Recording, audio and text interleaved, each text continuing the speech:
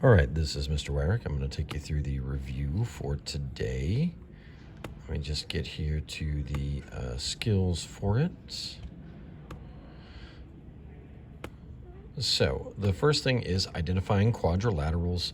It goes back to like the kites, the trapezoids, all the different stuff, the parallelograms, any of the specific parallelograms. So you might see something like this.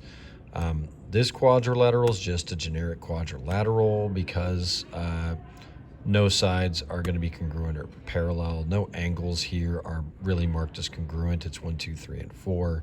So that's not going to be anything awesome. Okay. But we should see more kind of like this. This one, again, it's a parallelogram. The opposite angles are going to be congruent. The opposite sides are congruent. But most specifically, this is going to be a rectangle because, let's see, all sides meet at right angles. Okay, so it's really just kind of logic on this one. Make sure that you know what you're talking about. Then we've got identifying quadrilaterals. Level 1, choose all the answers that describe this. So this is a parallelogram. It is a rectangle. It is a rhombus. And because it's both a rectangle and a rhombus, that makes it a square. Or working backwards, I can see pretty quickly that it's a square. That means it's also a rhombus and a rectangle. It has to be a parallelogram. It's also a quadrilateral. That means it has 4 sides. So I submit that answer. You need every part of that. Okay, let's do another one. So this says EF and FG are 13, GH and HE are 13. That means we have a rhombus. Okay, the measures of all the sides are the same. All of the angles are the same. The only way that works is if they're all right angles. That means it's a rectangle. So this is also a square. It's a parallelogram, and it's going to be a quadrilateral. It has 4 sides. Okay, so that was basically the same thing, just looking a little different on how it asks on this one. Finally, okay, we get the opposite sides congruent. We get the opposite sides parallel, so this is a parallelogram. It's a quadrilateral because it has 4 sides. This is not a rectangle. We don't have right angles here. It's not a rhombus because all 4 sides would have to be equal to be a rhombus. So that's where we are. We're good with that one. Okay, so make sure you're choosing the quadrilateral on that. The level 2, identifying quadrilaterals. Diagonal KM bisects diagonal LN. LN bisects KM, and they are congruent.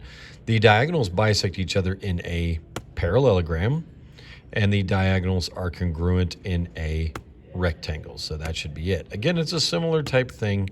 You just have to answer the questions. You have to logic your way through it. You can draw it if you need to. On this one, it says angle A and angle C are the same. Angle B and angle D are the same. Those are opposite angles. So this is a parallelogram. It says the diagonals are perpendicular. If the diagonals are perpendicular, that means it's a rhombus, but we don't have enough to say that this is going to be a rectangle or a square. So that's good there. Okay. Identifying quadrilaterals from coordinates. This is the one that we did the other day. Or we did something similar to it, 6, -1, 9, 5, and then 5, 7. Graph the quadrilateral. Okay, looking at this one, it's going to give me the slopes. This is a -2/5 for IJ here.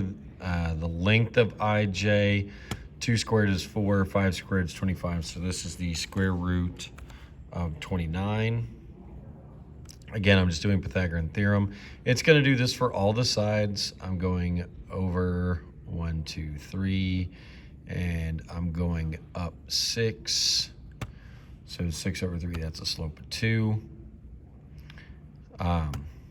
3 and 6, that's 9 and 36, that's 45. So the square root of 45 for that distance. Okay, and it looks like I don't have a slope of 2 over here. I have a slope of 3/2 for IL.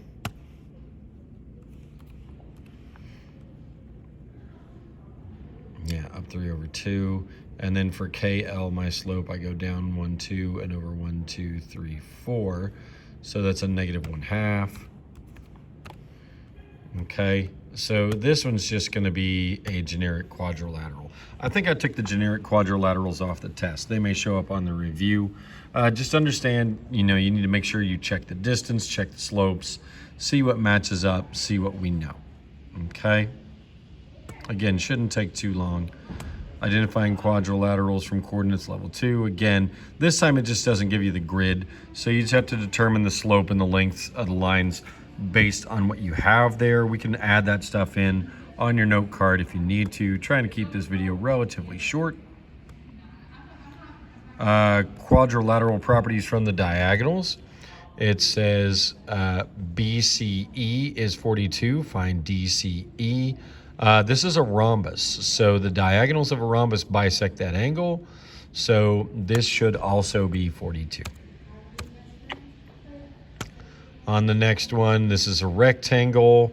If, GC is 59, find DF.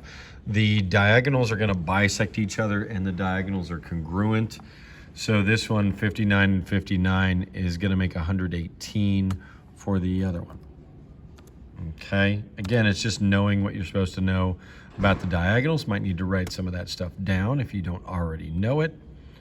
And then algebraic stuff with the diagonal, same kind of thing. Given this is a parallelogram, GKH is 56. If IKJ,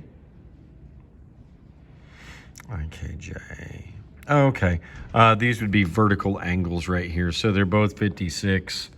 So X here, I believe, is going to be a -66 when I go to solve it. Okay. Just again, same kind of stuff there. And then the last thing, just wanted to make sure we remember this. This is using trig to find a side. I've got my angle here. Here's my opposite. Here's my hypotenuse. So I'm using sine. This is the sine of 26 is equal to 75 over x.